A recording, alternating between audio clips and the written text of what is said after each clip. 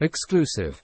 Alleged golf course rapist Kurt Rillemer was a secret investor in 3 now shuttered Ohio strip clubs, and was accused of assaulting an adult dancer, sources told Fox News Digital. "He was like a kid in a candy store," said a source. "He bragged he was an owner to get sexual favors."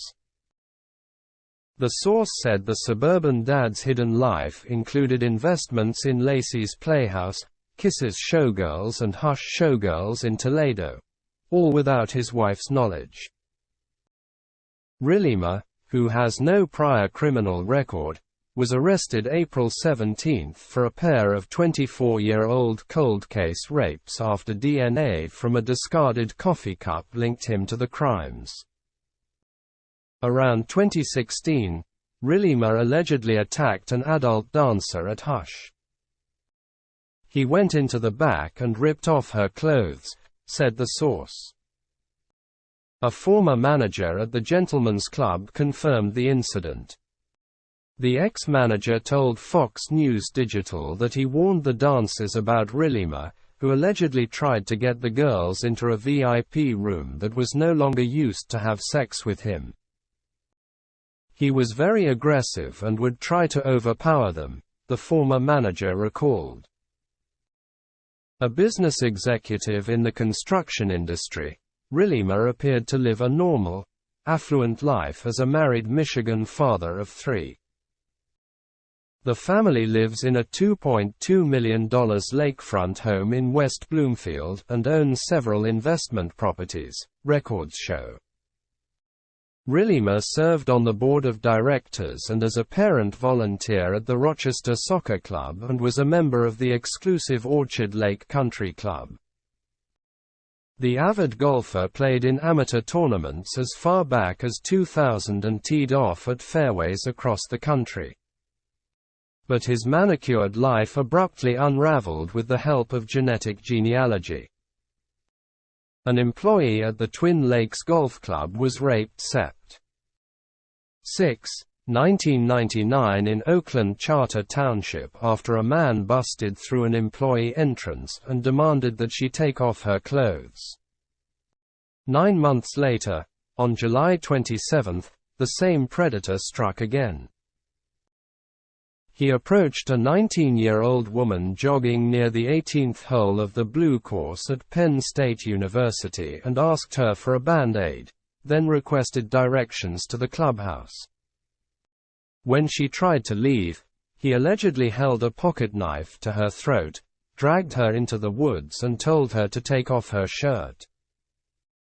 The victim began to cry, and he allegedly punched her in the stomach and raped her, according to court papers.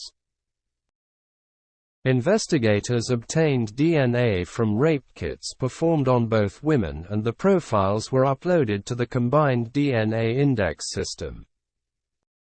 But there were no hits and the cases went cold. Investigators did learn in 2004 that the same suspect was behind both attacks.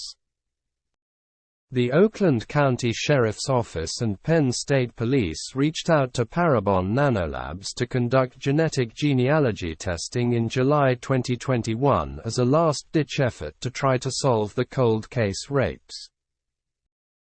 C.C. Moore, who is known as a DNA detective at Parabon, has helped law enforcement identify more than 250 suspects. Genetic genealogy is a lead generator. "It's not evidence in a court of law," she said. The discipline combines genetic analysis with public record searches.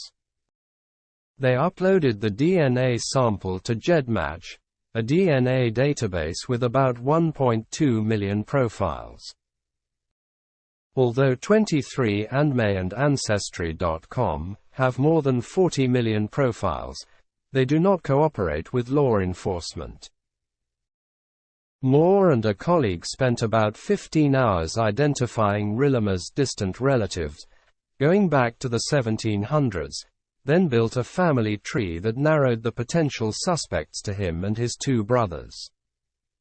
"We don't tell the police who it is," she said. We provide information, and they have to conduct their own investigation. Most importantly, she noted, police have to obtain a one-to-one DNA match, and that is the critical evidence that's admissible in court. Law enforcement quickly zeroed in on Rilima, because he lived near the Twin Lakes Golf Club, and his brother was attending Penn State at the time of the second rape, according to court papers. Authorities began surveilling Rilima and obtained a discarded coffee cup with a sample of his DNA earlier this year, which was a direct match to the samples from the rape kits. Genetic genealogy is helping identify a new type of criminal, people who've committed terrible, very violent crimes that appear to be upstanding members of society, Moore told Fox News Digital. They have careers and are very successful and not the sort of people that law enforcement would usually suspect. Orchard Lake County Club's board unanimously voted to take swift, appropriate action, and suspended Rilima on Tuesday, according to a spokesperson. Center County District Attorney Sean McGraw, whose office is prosecuting the Penn State rape case, said the message is clear. No matter how long ago it was, we will find you, we will arrest you, and we will prosecute you, he told Fox News Digital. In Michigan, Rilima is charged with first and second-degree felony criminal sexual conduct and is being held without bond.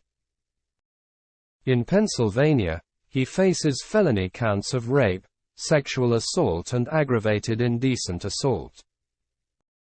He faces up to life in prison. His defense lawyer, Deanna Kelly, declined to comment on the specifics of this article.